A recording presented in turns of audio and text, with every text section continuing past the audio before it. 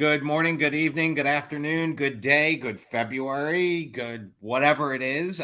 For those of you in the Northeast, I hope you're staying safe and warm. For those of us in South Florida, we're still warm down here, and hopefully everybody's AC is working. I'm having some AC issues myself, so if you hear some banging in the background, it is needed because you can't live in South Florida without air conditioning. As many of you know, I am an attorney who is also a consultant and a coach. I am trying to help people figure out what it is they want to do with their life. And it is Ask Jason Weiss. Ask me questions, ask away.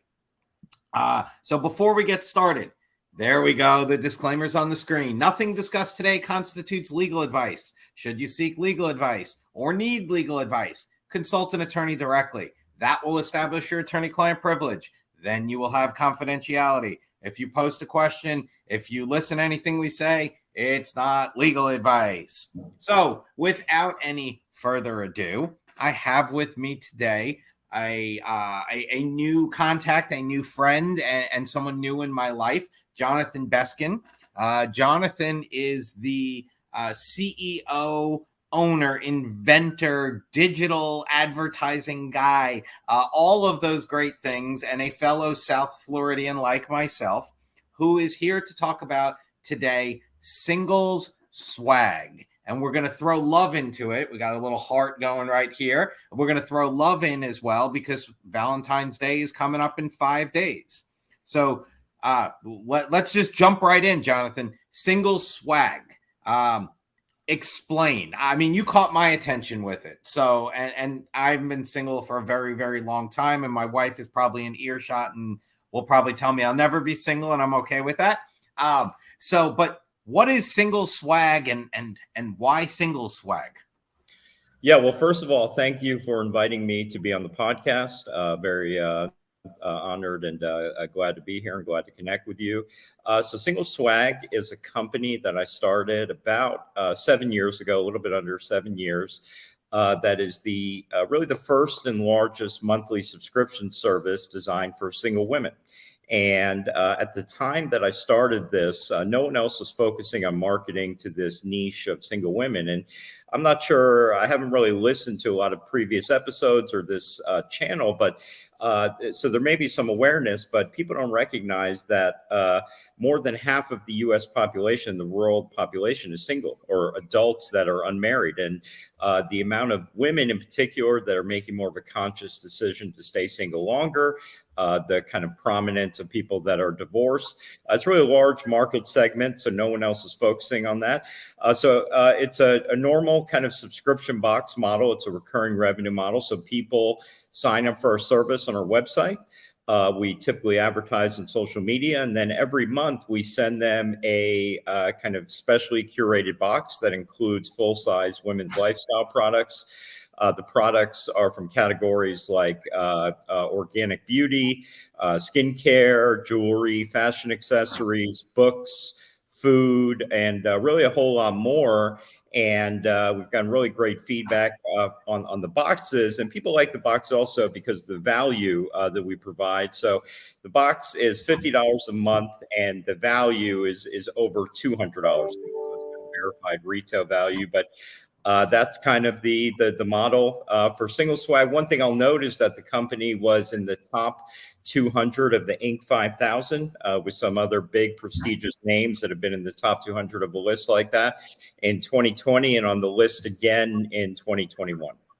So guys, girls, ladies, men, whatever you identify with, I got to be PC correct today.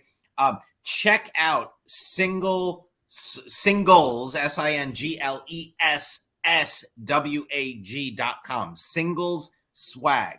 For those of us, even us old married guys, going on there and not knowing what to get my wife this year for Valentine's Day, like, that's a great thing. Get her a box. Let her read about it. I mean, there's and I've checked out the site, hand selected products, things that are good. I've got two important, really three important women in my life: my mother, my wife, and my daughter. Heck, something like this would be great for all three of those. For $150, I get them all taken care of. I'm in good shape.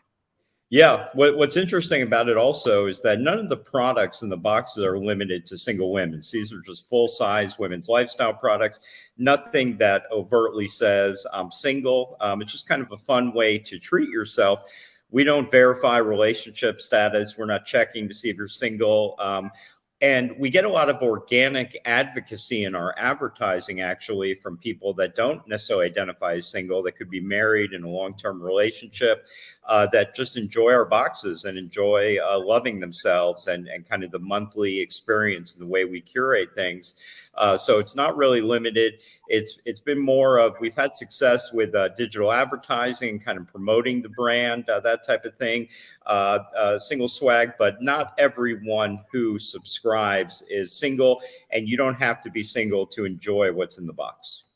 And I don't have to be worried if when my wife signs up for it that, I got something coming down the pipe, that it's all good. Now, you talked a little bit about the organic growth, and that's what kind of drew me to you. I am a big LinkedIn guy. That's the social media I like. I like to post. I like to read. I like to comment. And I've been following your story originally from afar, but now obviously we're connected and we chat. And, I love the message that you send as part of LinkedIn. And it's really, it applies across the board to everybody, single, married, man, woman, whatever it is. It's, you just eloquently put it out there. Like, you've been at this for, you said 7 years, 8 years. And, in the beginning, people were doubting you, as my kids would call it. There were haters out there. And I love to see that you basically never gave up and you just continued to follow, what it was that you thought would work. And here you are today, successful company. You've got other things in the hopper and the fires, which is awesome. But tell us about, you came up with this idea. How'd you come up with this idea for a single swag? Yeah, happy to share. So I actually went to business school at FAU, so Florida Atlantic University here in Boca Raton. And I started that program initially wanting to make myself more attractive to potential employers. So I had essentially a 10-year career in banking, financial services. Never really did anything that exciting. Always felt like I was capable of doing more, but really, grew up with kind of some inherent neuroticism, had a lot of anxiety, was really afraid to take a lot of risks, and never really had any money. So, I never really had the kind of fuel to add to the fire, so to speak, from that sense. So it was always challenging. I always felt like I was just as smart or smarter potentially than the people I was dealing with in kind of my corporate career, but I never really had. And it led to even more anxiety, even more depression and kind of that. So anyways, I went to business school, the MBA program at FAU. Part of the curriculum in that program was kind of studying different scenarios in actual businesses. So we studied well-known companies, then you would have group discussions, that type of thing. We started to focus on in a class on recurring revenue model businesses. So we studied like Netflix and Birchbox, which was kind of a pioneer in a sense in subscription boxes. And I decided I wanted to start that type of business. And I had no prior real entrepreneurial experience. But that kind of thought process led me to that. And then I was sitting at home. So I've been divorced since my son was about 1. And my son now is almost 14. And he was about 5 years old at the time. And I was sitting at home lonely on a Saturday night, just me. I couldn't go out. I see all these people, whether it's accurate or not, having such a great time out on social media, posting about it. And I was sad. And I thought to myself, I also hadn't been in a relationship in a period of time. And I thought that wouldn't it be nice to get a gift? I haven't gotten a gift in a while. And then I thought, well, other single people may feel the same way. They may be kind of sad. They may be lonely. They may want a gift. And I kind of had this, foundational thing in the back of my head that the subscription box, what I've been kind of studying in that MBA program. And I thought, how about a subscription box for single women? And I did some research that night. Kind of when I bought the domain Single Swag, I bought a few other domains, in a similar vein. Excuse me. And that was kind of how the initial idea was born. And I'm glad to elaborate more, but I'll stop there for a second. No, this is great. I mean, all I keep thinking when I first checked it out was, I personally never really did the subscription thing except Harry and David's. I always wanted their pairs. That was the only way before they opened up in the malls and you could go in and grab one. That was the only way to get it. And when you wanted these pears, you had to get the subscription box. So I ate their apples and their grapes, but all for pears season. And that model is just great. I mean, we all see it, even Outlook 360, right? You used to go to Walmart or Best Buy and you'd buy the card and you put the code in and then you'd have it forever. Now you spend 10, 12 bucks a month and everything is subscription. You don't have it. You don't own it. You don't, and it works. I also like the fact that you could go in and you could pick things that you want in the Single Swag. You could, go ahead and do that. I popped in and, I get a 30% off discount just from checking out the website. So that is, I love it. I love the fact that it's not just thrown at you. It's there. It's find it, look at it, and you're like, oh wow, that's kind of neat. Sending yourself a gift, that's a great thing, or even if you don't want to send it to yourself, like you could send it to a friend. You could send it to your mom. It's great. It's great stuff. So you were sitting at home on a Saturday night, single guy, father of a 5-year-old. I'm assuming your 5-year-old was, and you came up with it. What were some of the other websites that you thought about? And if they're competitors, don't put them out there. But what are some of the others that you thought about, just out of curiosity?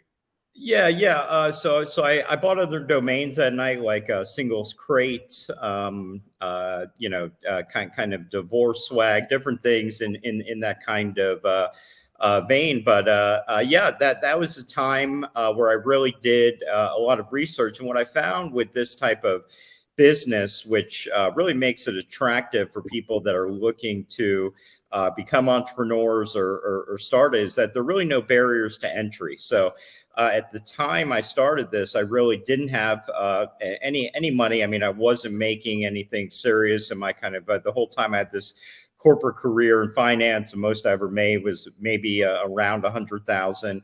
And that was kind of at the peak of that career. But so I was able to start the company for under $2,000. That includes things like you'd be familiar with that involve legal services and establishing like an LLC and things of that nature, and getting everything set up. That's why there's so many of these businesses. So there could be hundreds of thousands, or at least 100,000 subscription boxes. The real challenge is scale.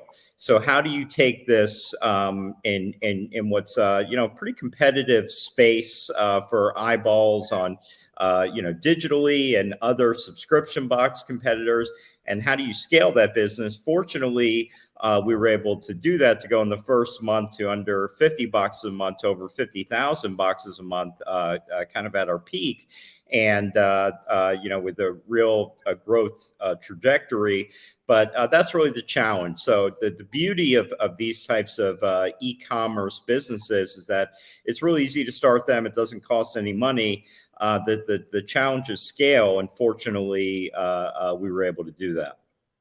And what do you think was your number one obstacle in after convincing yourself you can do it? Because I know that's my number one obstacle when I'm trying to do something else. So your mindset's there. I got this. I can do it. I know. Okay.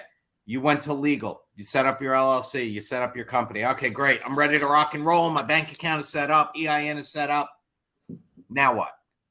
Yeah. Well, really, what I really was focused on from the beginning is advertising and how we're going to acquire customers. And this is what I mean. I speak to a lot of aspiring entrepreneurs now and people that want to start a subscription box or want to, work with me in some capacity, and they're focused on the products in the box, the design of the box. I mean, what's really important in the beginning, from my perspective, is how you're going to acquire customers and the cost. The two biggest kind of financial metrics in this business are what it costs to acquire a customer and how long you can keep the customer. So essentially the lifetime value of a customer.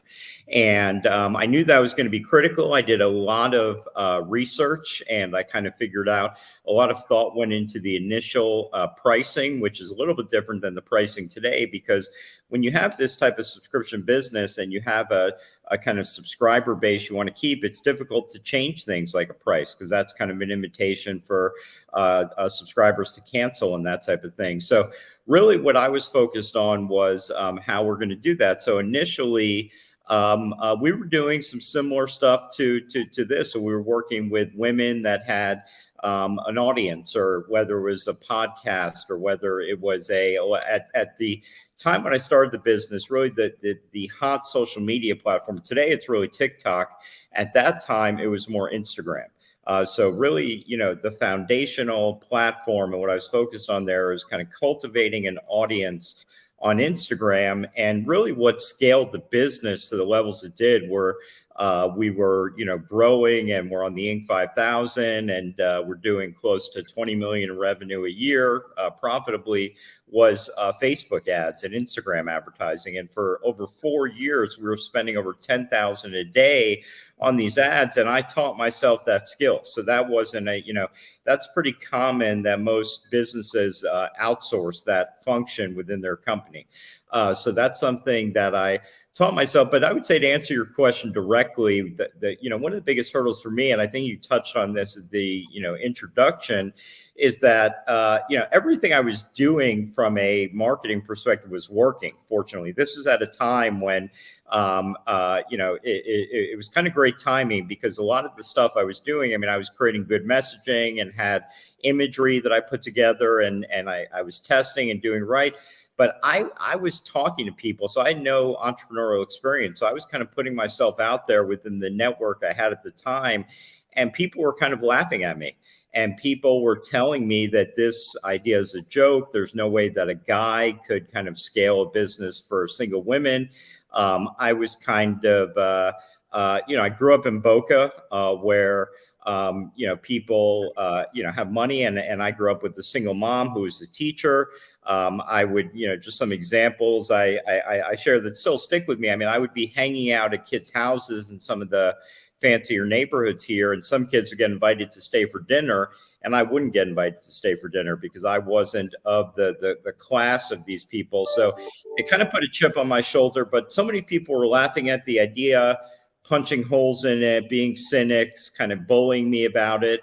And I would say that overcoming that was the biggest thing I had to overcome, because it really put me in a mindset where at times I wanted to give up. And I really thank God that I didn't give up, because this is a true life changer for me and my family. But that was really the biggest hurdle, is that these individuals who really had no kind of knowledge base or experience in this industry, and weren't necessarily even entrepreneurs themselves, were very negative in an aggressive way in some cases, and it was challenging to overcome, but thankfully I did. And I'm glad, and I know people, your family's glad, and people that work with you are glad, and all of that. And it just shows that sometimes you have to just put in the earplugs, and put your head down, and go for it, and not listen to what, again, all the haters say, or the critiquers. Like, hey, look, Jonathan, it might not work because have you thought of blah, blah, blah. That's like constructive criticism, which, I would take nicely. Hey, that's a great idea. I didn't think of that, as opposed to, hey, it's not going to work. You're a guy selling to women. Come on, give me a break. You got to just tune that out. And it's funny, because I tell friends of mine that are, new parents and all of this, I said, everybody's going to tell you how to raise your kids. I'm going to give you one piece of advice. Just say to everybody, Thank you so much for bringing that to my attention. Let me think about that and listen to nobody and do what you want. And they're like, well, why should I listen to you? I'm like, you should listen to whoever, you want, do your thing, and just stay focused and stay dedicated. So what we're going to do is we're going to go ahead and we're going to focus on one of our sponsors, and we're going to go ahead and run a commercial. And then we're going to come back and we're going to talk a little bit more about the boxes, the content, a little bit about digital marketing. And then I always end these shows with like the toughest question in the world. So don't freak out. You have no clue what the toughest question is going to be, but I think you'll be able to handle it. If you could handle single swag, you can handle my question. So hang tight. Jonathan Beskin here with us. Singleswag.com. Check it out. Really great stuff. And we're going to go for a commercial, and we'll see you in 2 minutes. Thanks, everyone.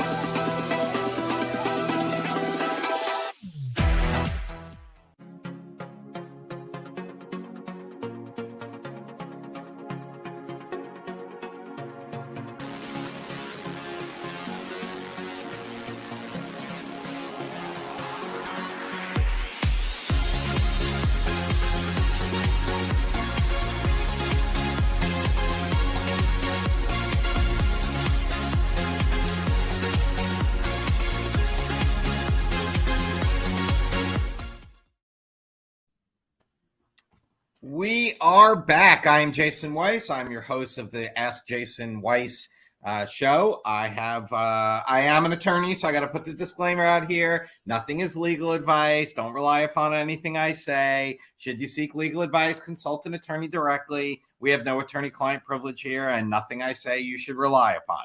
Other than the fact that you should go check out singleswag.com, because I have Jonathan here, who is the owner of the company. And again, I started at the top of the hour where we talked about this, his never give up attitude, his putting earplugs in and really not listening to the haters, but always open to constructive critique and ideas and things along those lines.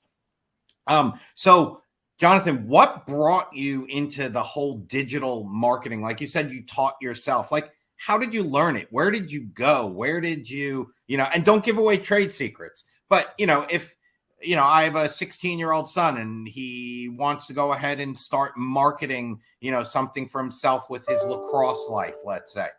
Where'd you learn? How'd you do it? Where'd you get the know-how? Yeah, it's really a great question. And the answer is that I use a lot of online free resources. I mean, again, when I was starting the company, I really had no money. I had no real connections. I didn't have anyone who was involved in this space in kind of my immediate circle of friends or family.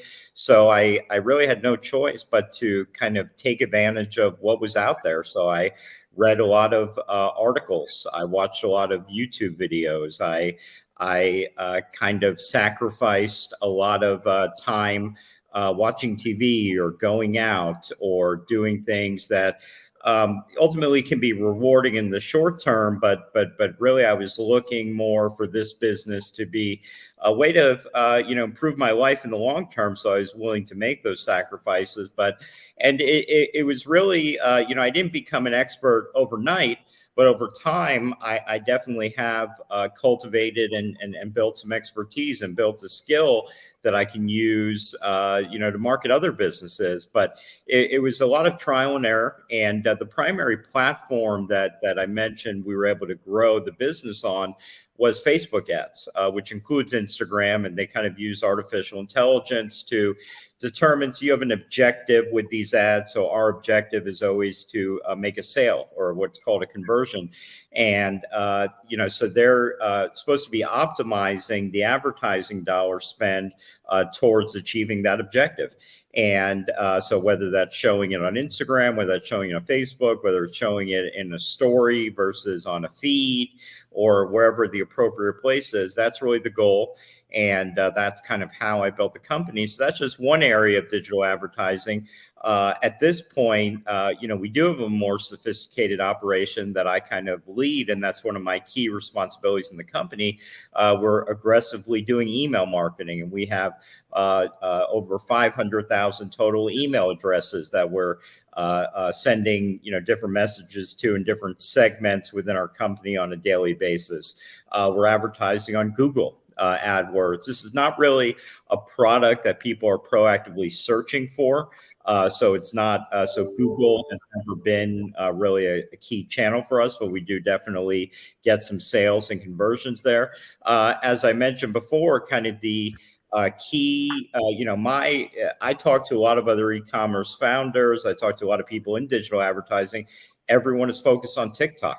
And TikTok is kind of the key channel now. So we're trying to build more of a strategy for TikTok. TikTok has a very similar back-end ad platform as Facebook now.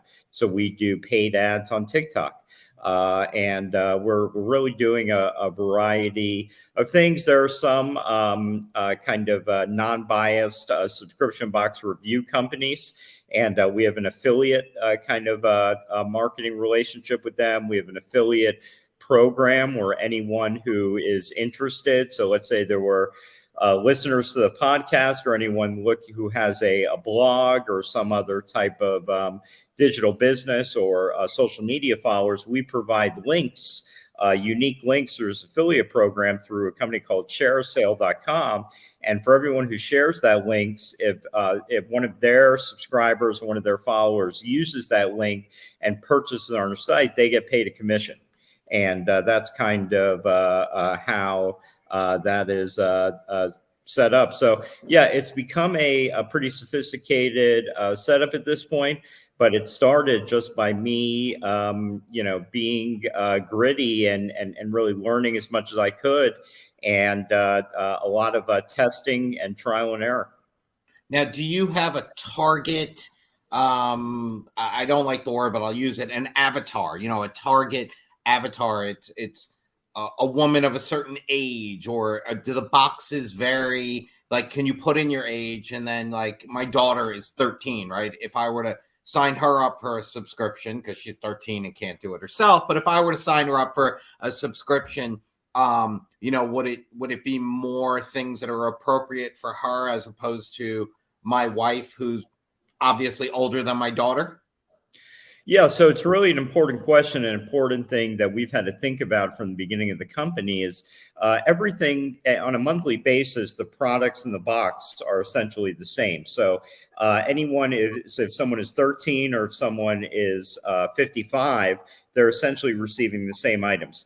So we not only have to have items that have a broad appeal from that sense, but, people have different skin tones, and people have different, neck sizes and things of this nature. So we really have to be thoughtful about those things when we're putting these boxes together.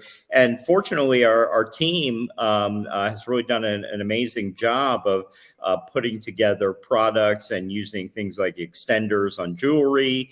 And we do a lot of neutral tones, but of our boxes and the way we put our boxes together, we've always gotten very positive feedback. And after the show, I'd love to send a few boxes to your house, and I'd love to get some feedback from your wife and daughter, and see, we're always looking for honest feedback. But yeah, it's definitely something thoughtful. But to answer the question also about our we have the most success with women in there from about mid to late 20s through mid to late 40s. That's kind of the kind of sweet spot where we've seen our data shows. That's where we've had the most success in our digital advertising.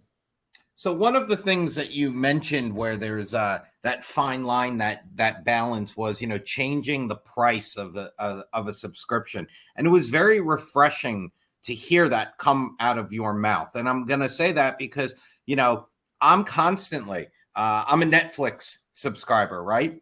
It seems like every 6 months I'm getting something from Netflix saying, hey, your subscription price went up. And it's kind of like, they don't care. They don't really try to say that. I remember when I was first on Netflix, it was $9.99 a month. Heck, my dad was on Netflix when they were mailing CDs or DVDs to him, and he was returning them. So Netflix went into all digital, $9.99, $11.99, $15.99. I think I'm paying like $21.99 a month, but I keep it going. Same thing, Disney Plus and all of these. So it's very refreshing to hear from the owner and founder of a company that keeping things at that level is important. And I know I do that in the legal field. I have clients that I've been working with. I'm the lawyer for 22 years. So I have a client 20 years I've been working with. And the hourly rate that I charged him 20 years ago is the hourly rate I charge him today, which is like, I don't know, maybe 60% of my normal billable rate. So I say I hold true, and I value that. So I want to reward my long-term subscribers. So I think that's awesome, and it's very refreshing to hear that you're trying to keep it. That doesn't mean you're locked in for hey, you're always going to be at the same price forever, but at least you recognize it and you try. We don't get an explanation from Netflix why all of a sudden it went up $2 a month. I don't know. Yeah, I'm curious, even from a legal perspective, what their I would think there would have to be some type of transparency there if they're going to raise rates or some type of notification. But I'm definitely not a legal expert by any means. But yeah, I think it's just one of the areas that, as a business owner, as an entrepreneur, that you're just very thoughtful about. And obviously, one of the things that we're most sensitive to is keeping subscribers happy with what they receive, not concerned that they're paying $50 a month. When we started, it was $40 a month. And we did have to raise prices within the last year.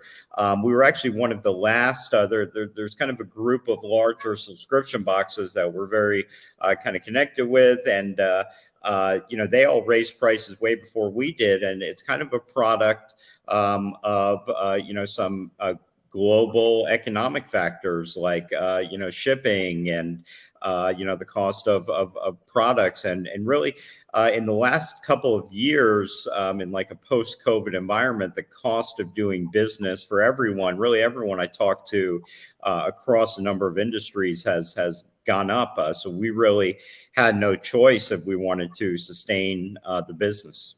And I deal with this now. I had to raise my rates over time, and clients are like, well, look, we're still paying. You're still doing the legal work. You're still doing all of that. Like, why are you raising your rates? And I'm like, well, my internet fee went up. My my Netflix, my cable, my all of the things that I need. My research platform, the company that I use for background checks. Like, everybody has gone up.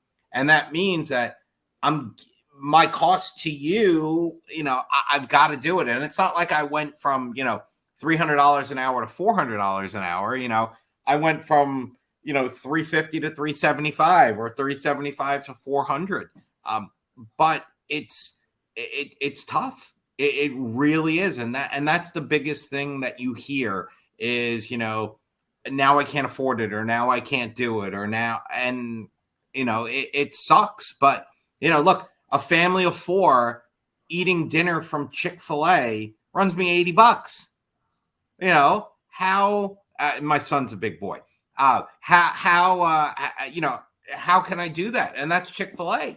I understand I could probably go to McDonald's or Burger King and be at 50 or 55, but $80. So I always mention my son or my daughter in all of these podcasts.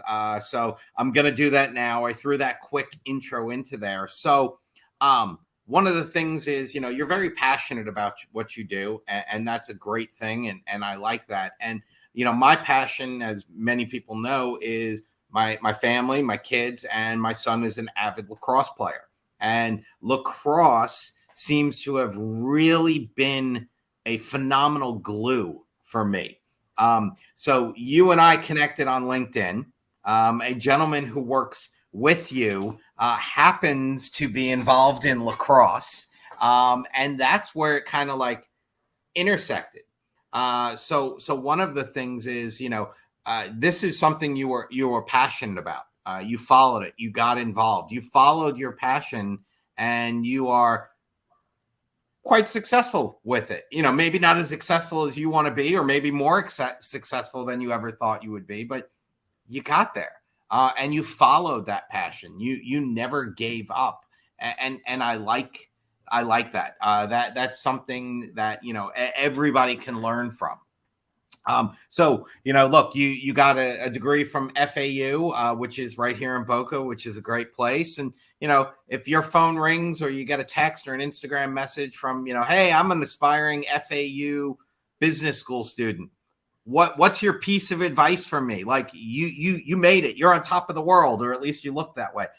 What do I do? Like, where do I go? Like, what's next? What kind of piece of advice would you give to that young man or young woman?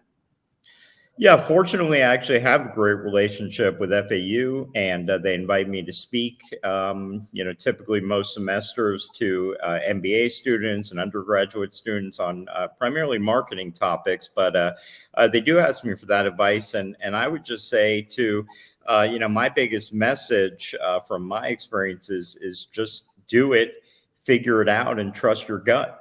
And I think that even people to this day are still telling me and trying, and I actually have some credibility now. I kind of have built this business that, there's some publicity tied to that. There's some awareness. I was like on a full page in Inc. magazine when we were on the Inc. 5000 the first time. So I've kind of done that, but people still doubt me, and people still kind of, try to poke holes in it. And I think that's not an uncommon thing.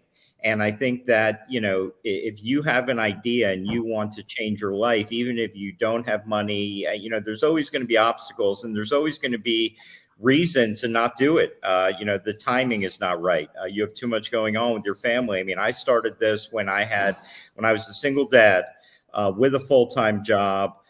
with a lot of other responsibilities, with no money, and I was able to figure it out. So I think that it's really about just rolling up your sleeves and not making excuses and kind of just doing it.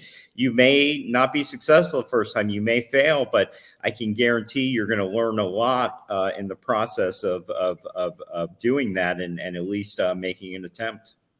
And these days, and I was on the phone with somebody right before we hopped on the show. These days, I think like 25 or 30% of the working population has what they call a side hustle, and I think 90% of those 30% want their side hustle to turn into their full-time thing, which is great. So, but like you said, you need to be disciplined. You need to have balance. You need to figure out your plan. Follow you. Give me a call. Like, this is the kind of stuff I do. I can help you from a legal standpoint. I can help you get with the right digital and marketing people. And these are the types of things that I think the up and coming generations and the stars that are being born, like, this is the kind of stuff that they see, and we just all got to just help them out and support them as much as humanly possible. So we're getting towards the end of our show, and I usually try to throw out, some of the hardest questions known to man, and all of these things. For lawyers, I usually ask, something along the lines like, what do you think is the most realistic, legal movie out there? And, most people say My Cousin Vinny. So if have you seen the movie Boiler Room? Yeah. Recently, but I've seen it more than once. Yeah. So do you remember the scene where he's sitting in his kitchen and he gets the phone call and they're trying to get him, selling him a newspaper subscription? Yes. And they're like, hey, and all this. And he teaches them. He's like, no, you got to go at it like this, and you got to go at it like that. Yep. Where did you come up with, your idea to, get it as a subscription as opposed to like a one-time, hey, buy this box? And then how did you figure out what to put inside the box? Yeah, well, first of all, before we ended, I wanted to just say that I agree with you on the lacrosse thing. I'm very passionate. It's one of the things I love the most. My son has been playing lacrosse since he was 5 years old, wants to play in college, is hopefully on a track to do that if that's really what he wants to do. So forget my question. Let's talk about that. What position does your son play? Attack. Okay. Oh, yeah. So he's one of the quick guys with a short stick that goes in and tries to avoid kids like my son, who's 6'3", 220, and plays with a long pole. So our thing is, long pole life. That's what it's all about with us. Everything's a long pole. I love lacrosse, and I didn't get to play it much growing up. I love it for the discipline. I love it for the teamwork. I love it for, you need your lacrosse IQ. And that's huge. Your son is an attackman, righty or lefty? Righty. And does he play for a club team? Yeah. He played on the Stealth World Series team last year. He played for Sweelax, Florida previously. Now he actually goes to a prep school outside of Boston. And he is playing on a team called Massachusetts up there. And they're kind of excited about the summer season. But it's something I haven't been able, with him being at kind of school up there, it's something I haven't been able to watch as much. I mean, he's still playing up there. They can kind of only have indoor training this time of year. I'm excited for the summer and the opportunity to be out there with the other parents and dads like you, and maybe we'll run into each other on the circuit. Oh, 100%. I mean, we're going to be up there. My son's a 2025. We're going to be up in the Northeast. He's playing with a team called Triple H right now. But we've played Massachusetts. We played Stealth, and we did the World Series of Youth Lacrosse right after COVID was clear to go. So that is the passion. And it's funny. I find that when I talk, and I was at an event the other day, I talked about lacrosse. I didn't even talk about what I did. And before I knew it, I got 6 business cards and 7 DMs saying, hey, I checked you out afterwards. You're a lawyer? You're a fractional general counsel? Like, I need one of those. Let's talk. And I'm like, I don't really want to talk about law. Let's talk about lacrosse. And before you know it, I got new clients. So to me, it's always, promote your business, but talk about what you're passionate about. Talk about what you love. Obviously, you love your son. You love the fact that he plays lacrosse. You're letting him play up in Boston and Massachusetts, which I don't like Boston. I'm a Yankees fan, but it's okay. But don't hide the passions is what I think. You know, whatever you're passionate about, let people know, and before you know it, similar people are going to be attracted to you. Yeah, and even from that perspective, something I did because I thought it'd be nice for all the people that checked into the World Series hotel with the Stealth team. My son is 2027. Everyone got a box. So everyone, when they checked in the hotel, I sent these boxes in advance. So it was a good way to. I really wanted to. I wasn't really looking to gain anything from it. I was just looking to, be nice, and I had become friendly with a lot of these people. Some of them I didn't know that well, but it was also a great conversation starter, and people had some connections with me for the business. And we actually happen to have sometimes some excess boxes that we need to use for these promotional purposes or to, give out. We're dealing with so many boxes a month that it was nice to be able to do that. And it was a great way to connect with people a little bit further. So we blew through our time. We're done. So, hey, fun. One last plug, singleswag.com. Check it out. You don't got to be single, and check it out. For those of us that are scrambling, because Valentine's Day is 5 days away, go to singleswag.com. Get your wife, your girlfriend, your mother, your sister, your aunt, your daughter, your cousin, anybody. Get them a box. Get them signed up. They're going to love it. I checked out the website before. There's some neat stuff on there. I can't wait to connect with you in person, Jonathan. Looking forward to it. 2 South Florida guys. FAU, RJ Martino is now part of the FAU team. If you don't know that name, you should. And that's it. Thank you so much for being on this show. Thank you so much for all you do. And what's the best way if somebody wants to reach out to you? Just go to the website and go on the login or the content? No. So, they wouldn't be able to reach out to me directly on the website, but they can email me. My email address is Jonathan, just JONATHAN @singleswag.com. It's important. I always mention that there's 2 S's in the middle. So it's sometimes, people make that mistake. So I mention it, but feel free to email me. That's the best way. Great. Happy to be here. Jonathan, thank you so much. Have a happy and a healthy Valentine's Day. It's right after the weekend. Thank you for all you do. CC and the GoingSoloMedia.com network. Thank you so much for doing this, because without CC, we couldn't. We look forward to chatting with you all again. And thank you so much. Have a wonderful rest of the day, everyone. CC, thank you.